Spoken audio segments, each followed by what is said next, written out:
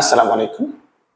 কাছে দূরে দেশ কিংবা প্রবাসে যেখান থেকে আমার এই ভিডিওটি দেখছেন এবং শুনছেন সবাইকে অভিনন্দন ও শুভেচ্ছা জানাচ্ছি। আমি আর মাহমুদ।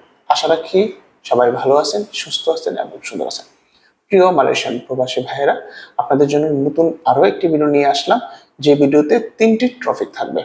প্রথম যে টপিকটা বা যে প্রশ্নটা, সে প্রশ্নের উত্তর আমি আপনাদেরকে দেব এবং যে 3টি প্রশ্ন করা হয়েছে বা 3টি বিষয়ে যে কথা বলছি, সে 3টি বিষয় অবশ্যই গুরুত্বপূর্ণ যারা সম্প্রতি কলিং এ মালয়েশিয়া এসছেন এবং মালয়েশিয়াতে এখনো পর্যন্ত অবস্থান করছেন।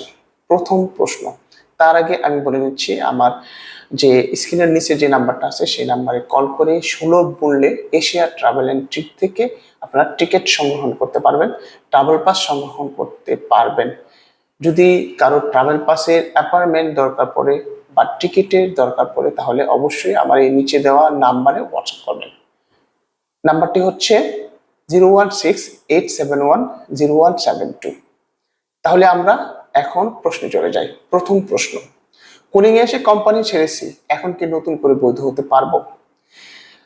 নতুন করে যে বৈধ হওয়ার প্রক্রিয়া, সেটা রেজিস্ট্রেশনের কাজ অলরেডি শেষ হয়েছে, ফিঙ্গারপ্রিন্টের কাজ অলরেডি শেষ হয়েছে, মাজিকানদের সময় বেঁধে দেওয়া হয়েছে তারা যেন নির্দিষ্ট সময়ের মধ্যে পাসপোর্ট ইমিগ্রেশনে জমা দেয়।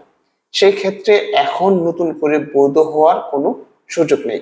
তবে ইমিগ্রেশন এবং বিভিন্ন এজেন্ট বা বস থেকে শোনা যাচ্ছে, এটা এখন ওপেন সিক্রেট হয়ে দাঁড়িয়েছে, সেটা হচ্ছে নতুন বছরে অর্থাৎ আগামী 2025 সালে আরটিকে 3.00 প্রোগ্রাম চালু হতে পারে, যেটা নতুন বৈধকরণ প্রক্রিয়ার নেম।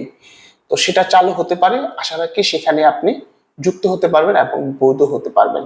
সেখানে যদি প্রতিবন্ধকতা থাকে তারপরেও আপনি যদি চেষ্টা করেন ভালো এজেন্ট বা বস পান তাহলে আপনি বৈধ হতে পারবেন। আশা রাখি 2025 সালে যে প্রোগ্রামটা চালু করবে সেই প্রোগ্রামে আপনি যুক্ত হতে পারবেন। সেই ক্ষেত্রে আপনাকে যা করতে হবে সেটা হচ্ছে, যদি পাসপোর্ট আপনার হাতে থাকে সেটা আপনি যত্ন করে সংগ্রহণ করে রাখতে পারেন। আর যদি পাসপোর্ট হাতে না থাকে তাহলে ই পাসপোর্টের কর্মসূচি মালয়েশিয়াতে চালু হয়েছে, আপনি খুব শীঘ্রই ই পাসপোর্ট রিনিউ করে নেবেন। যেহেতু আপনার পাসপোর্টের মেয়াদ অনেক দিন, সেক্ষেত্রে আপনার রিনিউ করতে হয়তো পুলিশ রিপোর্ট রাখতে পারে। তো মোট কথা হচ্ছে, আপনি পাসপোর্ট সংরক্ষণে রাখবেন। 2024 সালে যদি নতুন করে বৈধকরণ প্রক্রিয়া চালু হয় তাহলে সেখানে আপনি যুক্ত হতে পারবেন। দ্বিতীয় প্রশ্ন, ভিসা আছে পাসপোর্ট নাই, কোম্পানি পাসপোর্ট দিচ্ছে না, বাড়িতে চলে যেতে চাই ট্রাভেল পাস করে, সেটা কি সম্ভব? সুন্দর একটি প্রশ্ন করেছেন। অনেকে এই প্রবলেমটা বর্তমানে ফেস করছেন। তার কোম্পানির কাছে পাসপোর্ট এবং ভিসা দুটোটাই আছে, কিন্তু সে পাসপোর্ট হাতে পাচ্ছে না, সে দেশে যাওয়া জরুরি, সে দেশে চলে যাইতে চাচ্ছে, এমনকি ট্রাভেল পাস করেও দেশে চলে যাইতে চাইতেছে। এটা কি সম্ভব নাকি? বর্তমান যে সাধারণ ক্ষমা ঘোষণা করেছে সেটা শুধু যারা অবৈধ আদিবাসী আছেন তাদের জন্য। যারা বৈধ আছেন তাদেরকে এই মুহূর্তে ভিসা ক্যান্সেল করে দেশে যাওয়া সম্ভব না যদি আপনার কাছে পাসপোর্ট হাতে না থাকে। তো সেই ক্ষেত্রে আপনাকে যেভাবে হোক পাসপোর্ট সংগ্রহণ করতে হবে, আর না হয় আপনার পাসপোর্টের যে ভিসা আছে, ভিসা শেষ না হওয়া পর্যন্ত আপনাকে অপেক্ষা করতে হবে। যদি আপনার 31শে ডিসেম্বর আগে এই সিস্টেমটা শেষ হয়ে থাকে, মানে আপনার ভিসার মেয়াদ শেষ হয়ে থাকে, তাহলে অবশ্যই আপনি ট্রাভেল পাস করে দেশে চলে যেতে পারবেন। আর না হলে হয়তো এটা পারবেন না, আপনি পাসপোর্ট ক্যান্সেল দিতে পারবেন না, কারণ আপনার কাছে পাসপোর্ট নেই। আরেকটি প্রশ্ন, 2023 সালে ভিসা যাদের হয়নি, রেজিস্ট্রেশন হয়েছে, ফিঙ্গারপ্রিন্ট হয় না, তাদের জন্য কি ফিঙ্গারপ্রিন্ট চালু হবে? না, এখনো পর্যন্ত জাপান ইমিগ্রেশন কোনো প্রকার নোটিশ দেয় না যে 2023 সালে যারা আসছেন রেজিস্ট্রেশন করেছিলেন আপনারা ইচ্ছে করলে ফিঙ্গারপ্রিন্ট করতে পারবেন, এমন কোনো নোটিশ এখনো প্রকাশ করা হয় নাই। তবে আপনাকে অবশ্যই ইমিগ্রেশনের নোটিশের জন্য অপেক্ষা করতে হবে, আর না হয়তো নতুন যে বৈধকরণ প্রক্রিয়া আসবে অন দা ওয়ে, সেটার জন্য আপনাকে অপেক্ষা করতে হবে।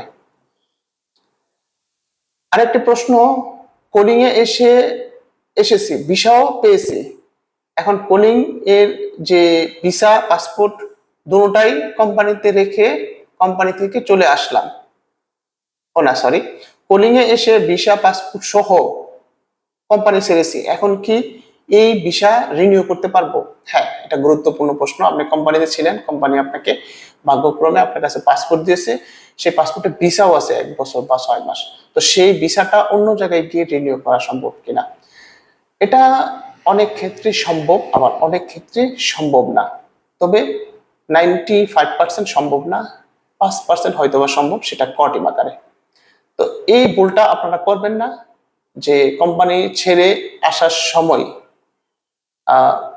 কারো প্রবঞ্চনায় পড়ে যে অন্য জায়গায় বিষয়টা রিনিউ করে দেওয়া যাবে, তুমি চলে আসো, এই প্রবঞ্চনায় পড়বেন না।